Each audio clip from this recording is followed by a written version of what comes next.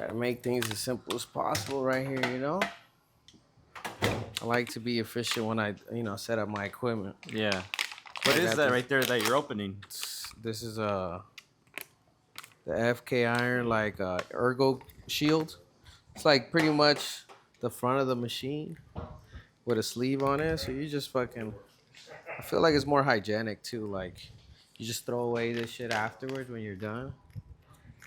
Shout out to my boy Andy at FK for getting me right with these. They put me on. These shit are pretty fire. So bam, you just leave it up, close it, and that's it. And then when you're done, you grab this shit and you toss it out. So that's the grip with the plastic cover? Yeah, and it already comes as fat, and they're disposable. That's where the money of the client comes in, That's where the extra fucking couple dollars goes to, Make sure everything's hygienic. But I can't show. This is the formula, folks. Top secret, guys. It's top We're gonna secret. have to blur it out. I can show you one of the other one, but this one I can't.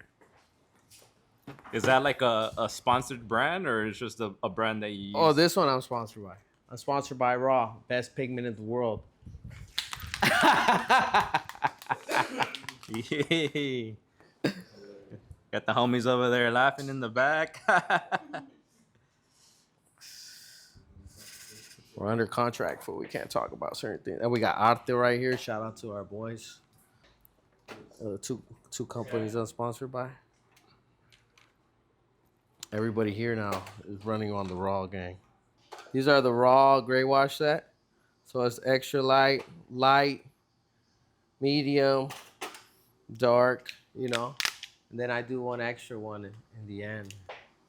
That's half black and then half of the gray. Half of the darkest gray. So that's my last tone. You're gonna have to cut that one out. And what kind of machine are you working with? I'm using the FK Adjust right now. It's cool because you get to go in between strokes.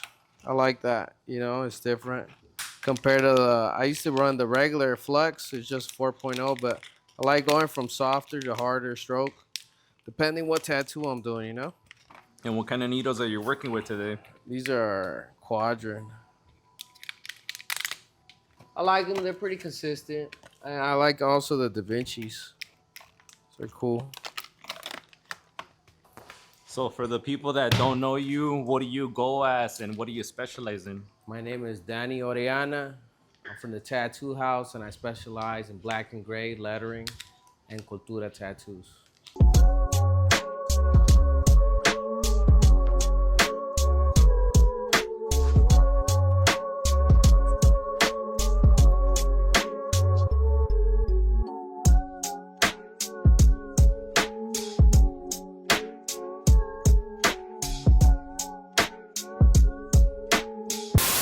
Here's another episode of The Homie Could Do It Cheaper, Volume 15. The Jesus Christ! This Jesus did 40 days and 40 nights of scante. This is Lefty Christ right here. Jesus died for your sins so you could do him like this? Come on, man. It's awareness to show people your homie that you go to, that you always tell us that, hey, my homie down the street could do it cheaper, fool. And then that's the results to that. You get me? People think I calling people out or pointing people out, but it's not. I'm just sharing you what's possible and what is out there and the consequences of your actions. So just do your research. That's the reality I'm putting out there. Or not, you can end up on the show. I think it's really about the client. I'm not making fun of any artist because we all start somewhere. But at the same time, you all do your research of who the fuck you're going to go to. That's all I say. Even if it's not me, there's plenty of artists out there. So how long have you been tattooing for? I've been tattooing about 14 years. I think about to be 15, like soon too. I don't know about that one. It's been a long trip, long journey. Started around, I think, 2011. I'm come from the point where you still had to hustle for shit. You know, you had to talk, go up to people and pass the cards and fucking everything from the Instagram algorithm changing so many times. So, you know, the journey has been up and down through this. From the peak, you know, COVID times to now this consolidation period that we're going through. You know, this is what's weeding out everybody, like all the fucking fake hustlers, all the new booties that just got in that thought it was just all fucking gravy. Now you gotta see a real hustler come in this game, because only the fools that were there before, the hustle before, are still here rocking, and then you see a lot of people getting weeded out. I was there, like, I used to do coil machines, you know? That's what you started with? Yeah, with the coils, like fucking metals, fucking tubes, cleaning them for my fucking, for the shop I was working at over there at SoCal, you Yeah. know? Yeah, with Droopy, shout out Droopy. My Oh, homie shit. Jay Jabalas. Those were the foods that helped me through my journey. While I was young, I was fucking crazy too. Like I'm a graffiti artist, so like I was running amok. Pretty much like kind of helped me save myself is tattooing, because I was like just in and out. I think right before I got my apprenticeship, I had just got out of jail actually. So it was like, oh, I'm going to do my apprenticeship, and I ended up getting arrested for a couple weeks. Oh, shit. Right before I started. So I was about to start tatting inside of jail before. Oh, fuck. Yeah. And what are we going to work on today? We're gonna work on a leg piece that we're working on. It's let me see if I got it right here for you. It's like this custom Kobe piece that I drew up for my boy right here. It's gonna be like a Kobe Bryant jumping out the fucking ceiling of the Staples Center with the LA in the background. Oh, that's hard. Yeah, it's a little different, you know? Try to do different things. Put that design together yourself? Yeah, pretty much. No AI over here? Nah, I'm not gonna say I've never used AI, but nah, this is not AI. You know? Everybody wants to be a tattoo artist until you have to be one, you know, and no one believes in you. No one actually has faith in you. Your family turns their back on you. They fucking say that, when are you gonna get a real job? And you start actually starting to believe it to a certain extent, you know? You're like, damn, is it? You know, and like right over that hill is where, you know, you start making it. But you got to go through that trials and tribulations of, you know, like that breaking point. And everybody wants to be this tattoo artist, and they see the glamour and the fucking lights and all this shit. But when you're not making no money, and then you even look at yourself like in the mirror, like, man, should I quit? And if you don't think about quitting a couple times, you're not going hard enough. Because you have too much of a you have a plan B. You know, you can't have a plan B. This is all in or nothing. No half stepping on this shit. Damn, Kobe doing work. You should even do it bigger than that. What ethnicity are you, bro? Salvadorian. And Guatemala. From Texas to Guatemala. No, like my family's from the frontera of El Salvador. And we're right off the tip of Guatemala. So like you could literally walk back and forth. My grandma was born on the other side. So like, I mean, in reality, fool, we're from both sides. We're like, I believe my family was there since the beginning of time. We're like native to them. You get me? There was no borders. I don't believe in borders. Have you been to El Salvador recently? I'm supposed to go this year. The last year I didn't go, but the year before that I did. And the year before that, I went the last 2 times. It was amazing. It was beautiful. They stopped me a few times. Really? Yeah, because of my tats. How was that experience for you when they stopped you over there? It was interesting. They pulled up in ski masks. and fucking like raided the spot. Like if I was getting raided with the SWAT team.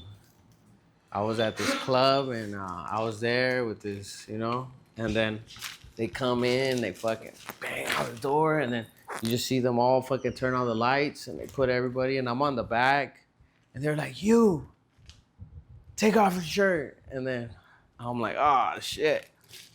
I think somebody dropped a dime on me, like thinking that I was like, they're trying to snitch on me. Yeah. But I gave them my paper and I talked to them. They investigated me like for 45 minutes. I just told them I was a tattoo artist and da-da-da.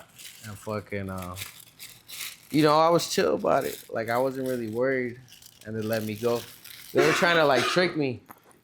Trying to make me incriminate myself. But I was like, nah, I'm just here, from LA. I don't live here. Because they're looking for all the gang members from out there. Yeah. That shit was pretty bad out there. So, like, right now, like, they helped that shit out a lot. Bukele has changed the country, flipped it upside down. Oh, yeah. He did a 360. That was the most dangerous country in the world. Now it's considered the most safest place in the Americas. Maybe even the world. Have you thought about maybe investing in property over there? Hell yeah. That's the dream. That's where you're going to see me with the coconuts right by the ocean. Black sand beaches. Surf City? Open the tattoo shop like right there by Surf City. And I live like 45 minutes away in my jungle house with my farm. That's right. My land. 10 years, watch. Tattoo House El Salvador.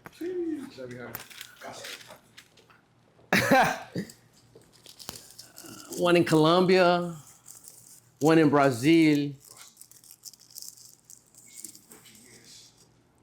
We speak Portuguese.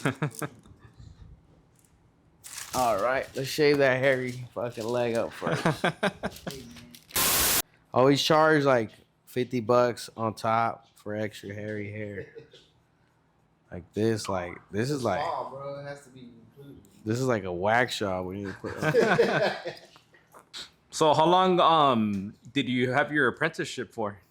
At the shop, like physically at the shop, like 6 years. But it was like it wasn't like a normal apprenticeship, like I said. Yeah, because you mentioned that you guys were traveling, right? And Yeah, I'm sure you so guys like I traveled. was traveling probably like for 3 years. And I could say like on my third year is when I feel like I never got like a graduation. Like it was like that homie was like a hood vato, like like that fool. He was a graffiti artist too, so it was like more like he was teaching me, but there was like no formal graduation. I don't know, like none of that shit. Like basically he was teaching me how to fish. You give a man a fish, he could eat for one day. You teach a man to hunt, he could eat forever. So while I was out there with him, helping him out, he would help me out and I would help him out, like, help him break down. And I would just get like the stragglers too, like of the tats. Like he would tat and then people want to get tatted, I would tat over there. And that's how I was learning. Kind of more hands-on, like straight throw me into the fire type shit. And that's cool. I kind of like that, I like to just go straight to it and figure it out. Kind of like swimming, My dad taught me how to swim by just tossing me in a fucking lake. He didn't even fucking give me no warning. He just tossed me in there, sink or swim. Been living my life like that the rest of my life. Just going in there, balls deep. Figure shit out as we go. And what kind of tattoos were you doing at that time? He did realism. That's what he was teaching me. Obviously it was a different time. I was like, he was like one of the ones on this side, like of the valley, that was doing that before, like, cause back then, like, not a lot of people were really doing that shit like that, like, realistic shit, that black and gray. He was Filipino though, but he was from LA too. He was from Rampart, so that's how we got along, South Central, Hollywood shit. I think he broke it down like in graffiti terms. Shit. That's how I recognize what he was talking about half of the time. From the moment they gave me that apprenticeship, I never looked back. I never looked for a plan B. I never thought of a plan B. I knew I got to make this happen. It was like get rich or die trying, you know? I was going to die on it, pretty much. If I didn't make it, it was because I died. And it's still possible I die on my way to the route I want to go, but I'll die on my, say. I feel like that's how you got to be. You got to not half step and go straight to what you want. Create a plan and execute. Is that when you decided, okay, cool, I want to focus on black and gray? I grew up in South Central in LA, so like I've been inspired by the black and gray since I was in high school, middle school. I've been drawing.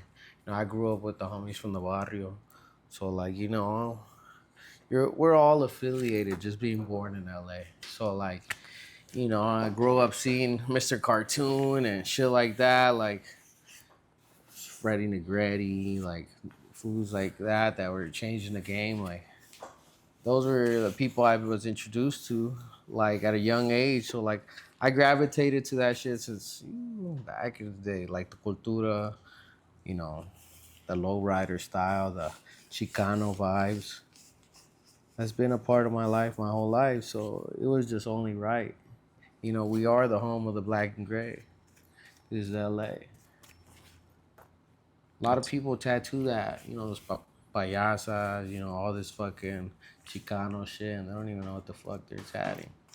So it's interesting how far it's gone. Like, you'll see like fools in France, Italy tatting that shit, like, and then dressing like that too, and fucking Japan and da da da. Like, over here is like if you get caught looking like that, like you're a dead man walking.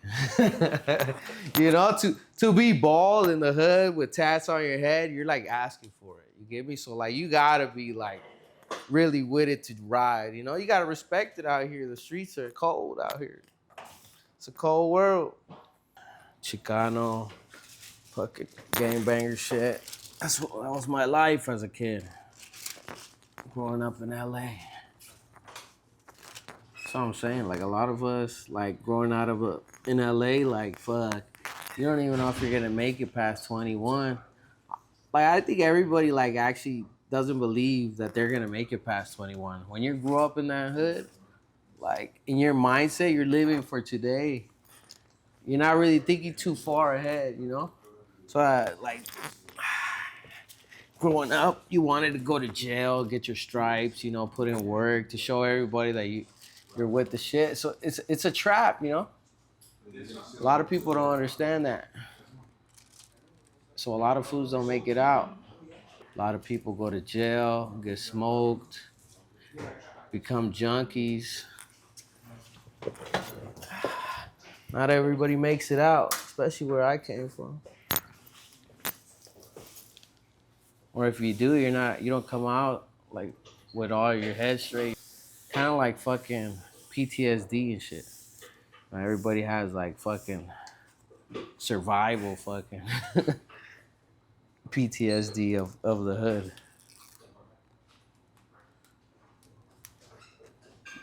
But I wouldn't change anything about it. Made me who I am today.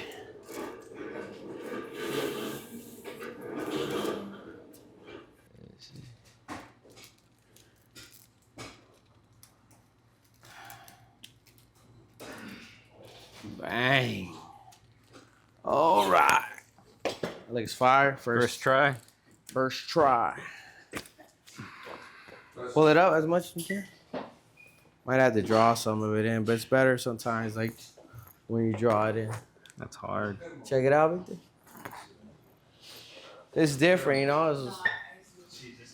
It's more like a graffiti style. Like, it's more like me. You feel me? Like, when I started, like, they told me I couldn't draw graffiti. Like, throw that shit out the window. Like, your whole style is gonna change.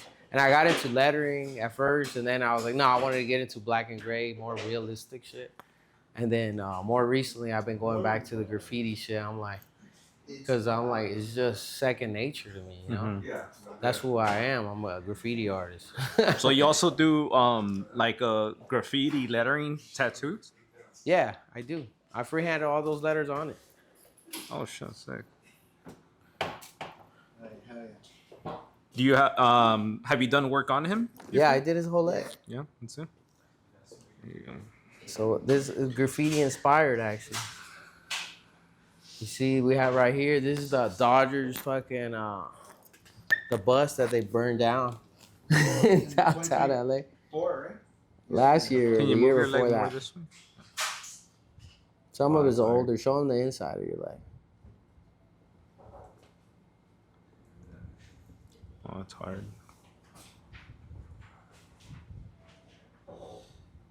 Hard. Yeah, we'll shave it up so you can see it better Yeah. in a bit. Like right now, it has like a whole bush. Yeah. It looks sick though. It's all good.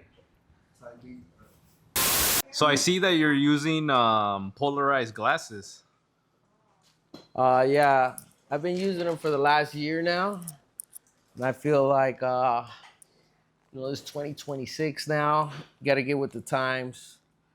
I'm all about the old school, but at the same time, you don't deny the new school shit. Like, you don't have to use any of this shit. You know, this should just help you, you know, with what you're doing.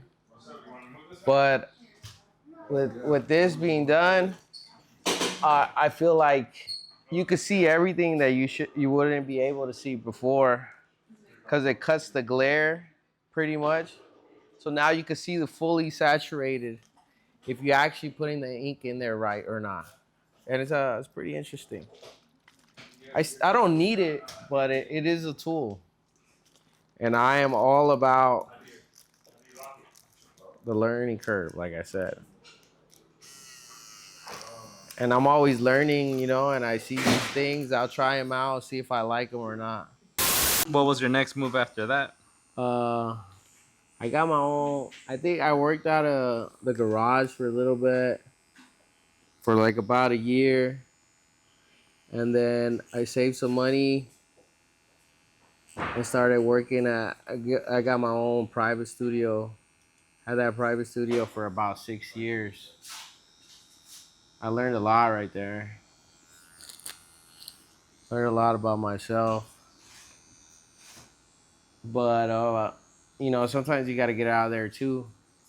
Because then you get stuck in your own little ways and there's, you know, lack of growth right there.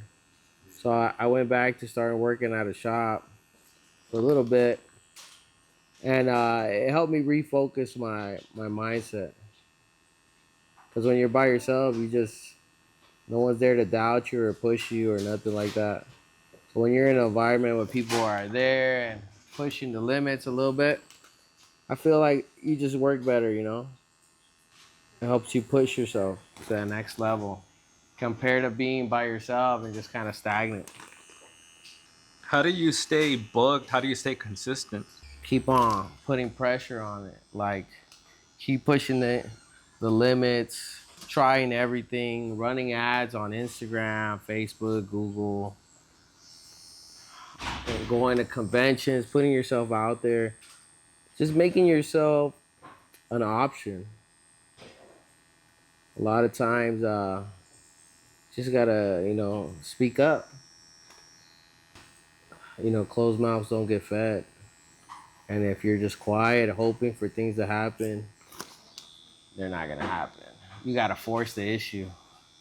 And, you know, when you first start off, you're not gonna make that money that you want to. You know, we're lucky to make this money.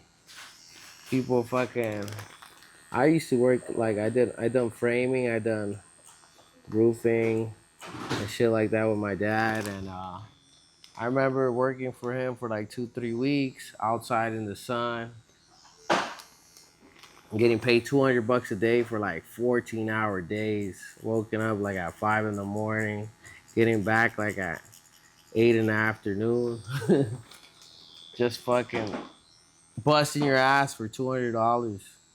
And then now we can make that like an hour. It's just crazy, you know? So that's why sometimes I get tired, like I just to shut the fuck up because I remember what it was to be really tired. And I remember in the middle of my tattooing, I started working with my dad again because I was fucking around too much, and then I wasted my money, and then I wasn't being responsible with that shit. I want to go work with him for like a month or two, and then he was like, "Fool, just quit your job, just quit that shit, and just come work for me and stop fucking around." He told me, and he gave me the check. He said, "You could do that on the side. Could be a side thing." And then I thought about it, and I was like, "Man, fuck that. I can make this shit in like 1 hour." So after that, I just never looked back. I forced the issue, and I made sure, just networking, talking, and making sure to book myself out. Putting that extra effort day in and day out. This is not a 9 to 5. This is a 24/7. So, people see me like going to Hawaii and fucking Puerto Rico, Colombia, all these places, and they're like, damn. But I'm there to work. Fuck all that. There to work. I have a blessing to have a job that will take me all over the world to work. But let's not bullshit that I'm not there working. Without the work, I'm not fucking going to any of these places. And when did Tattoo House come into the picture? Tattoo House come into the picture 10 years ago when tattoo started. I opened my DBA and then crossed over to a LLC the last couple of years, like less 3 years. So the company's been growing slowly but surely. More professional, less fucking around, straight to the point, but also still creating dope as art. Something simple, something you could brand that people can remember. Nothing too complicated. You want people to remember it as easy as possible. That's what I learned about branding. That's why my nickname is Tat. TAT2ONE. So when I tattoo a lot of celebrities, like I introduce myself as Tat. And it's very easy to remember that name. It's only fucking 4 letters. And you're gonna remember exactly what I fucking do. So, famous people around the world, that's what they know me as, and they remember me that quick. So if they need service, they just hit me up. So earlier we were talking about how the industry has changed, right? Now it's a whole different ball game. Now there's more exposure. I was looking at your Instagram and I think you're at 17K. How long did it take you to reach a big audience on Instagram? Fuck, my whole fucking tattoo career. I opened my Instagram the year I started my apprenticeship. But I don't think it started popping off until like the last 2 years when I really started taking it serious. I was just like everybody else. I was like, oh, I don't want to do social media. I just want to fucking tattoo. The art should be enough. It should be sufficient. You know, I don't like to be showing myself on camera. I just wanted to be about the art. I always did. And it still is about the art, to this day. But I learned, times are changing. And one thing about that is that everybody's dope now. Everybody's sick. Before, you just had to be a dope ass artist. There's a dope ass artist a fuck around every corner. What's the difference between you and the next man? What's gonna separate you from him? It's you, your personality, who you are, what you do. So like they need to get to know you in a deeper level. So I try to connect with my audience with humor and try to educate people about getting bad tattoos and the consequences of that. So I show a lot of videos of what could go wrong. And it has gone wrong. For cheaping out on yourself. You get me? If you only got one life, one body, why would you cheat yourself out of everybody? Like, You know, people go get designer shoes, they get designer clothes. But when it comes to their tattoos, they're like, they just want the bare minimum. I've had rappers, I don't want to say their name, but they were like, hey man, I told him this tattoo for a certain price. He goes, oh nah, that he was trying to do it for like $50. I'm like, bro, I'm not that type of tattoo artist. Like my shit is dope. Like he's like, oh, I don't care about the art. He said, I just want to be tatted. They just want to be a part of the, the style, like the kind of like fashion, But this is a lifestyle. This is not fashion. This is really, in the streets with this. This is really a lifestyle. This is life for me. So I don't take it as just anything. I won't just tat anybody. This is a very spiritual and intimate thing. So whatever you get tatted on your body, make sure it means a lot to you. It represents you and your family. How far along are you booking right now? I like to be booked a month and a half, because I be on the move a lot. So I've been booked for 3 to 4, 5, 6 months. That's just kind of terrible. It's kind of like you have a job, like a regular job, Right now, like with LA, I feel like a lot of us, a lot of people are struggling. A lot of money is being tucked away for a rainy day. I don't know if it's the fires and everything that came about it. So I travel a lot and get that money in other states, I go from here to there and just find the pockets of money. That's how I book my money and that's how I get it. Like I see a lot of people are struggling with bookings and, maybe where they're at the moment. But I've been all over the United States and like it's not slow everywhere. There is places and times, So I just go pick that money here, pick that money there, and come back and do my clients here. That way I'm not forcing them to, just always book with me here. At the same time, you create a scarcity, like you're not here all the time. You better come when I am here. Because people, if you have too much time on your hands, for some reason, they're not going to come to you. So you got to create the demand. You guys are going to a convention next week, right? You and Pizarron. Uh, is it next? Yeah, we're going to Arizona. So what do you do? Do you pay for ads, or you just throw? I paid for ads. I've also have clients already been there before. The convention sometimes have people walk in. There's different ways about it. I like to always be pre-booked prior to going. So if I was somebody that didn't know anything, I would create an ad and post it there prior to being there, and try to set something up. And then you gotta think about it like as a tree. You gotta plant it, take care of it, water it, and it will give you fruit. So you can't just travel one time and then think you're gonna make it. You gotta be there constantly, because if you're not gonna be there, somebody else is gonna be there and they're gonna fucking take care of them. So I think the main thing about tattooing is creating that connection for people. Because the more connections, the more intimate it is, the more they become your client. That's what I tell everybody, like, make them your client.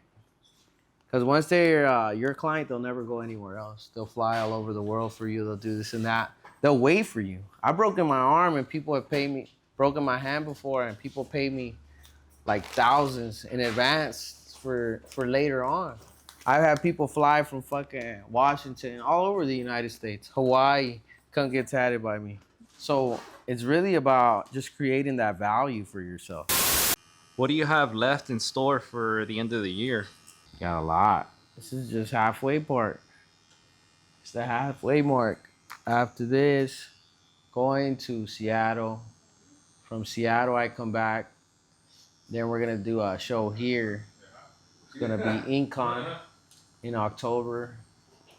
After that, we go to Tampa, Florida, Miami, Florida, and then maybe end the year in El Salvador. Maybe go to Puerto Rico too. So there's options. There's a lot of options to go to. What's the best way to get in contact with you? You could catch me on Instagram or call the shop at 818-635-2464 or at Tattoo House Studios. Or my personal Instagram is TAT2ONE, TAT2ONE. And who do you want to give a shout out to? Shout out my mama for making me this handsome devil. Shout out the team, Tattoo House. Shout out the homies at Arte, my sponsors, my alcoholic. No, I was kidding. And shout out the Raw team and the Vida Loca crew. And who do you want to thank on your tattoo journey? Myself for believing in myself. Because ain't nobody believes in me. And God, creator, the one of all, obviously. Without him, we have nothing.